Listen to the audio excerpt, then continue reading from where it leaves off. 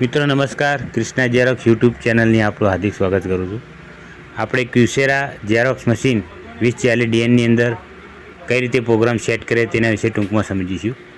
જેમ ID copy કરીએ છીએ આપણે પ્રોગ્રામની અંદર પહેલું જે બટન હોય છે આઈડી કોપી દબાવવાથી આધાર કાર્ડ જે એક જ પત્તામાં નીકળતું હોય તે રીતે આપણે પાછળ 3 સ્વિચ આપેલી હોય છે. તે પ્રોગ્રામ તમે કઈ રીતે સેટ કરી શકો છો તો તેના વિશે સમજીશું.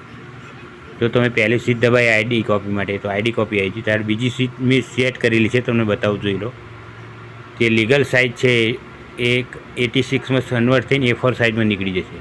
અને ત્રીજી સ્વિચ મેં સેટ કરેલી છે કે એને વસ્તુ આગળ પાછળ થઈને નીકળશે.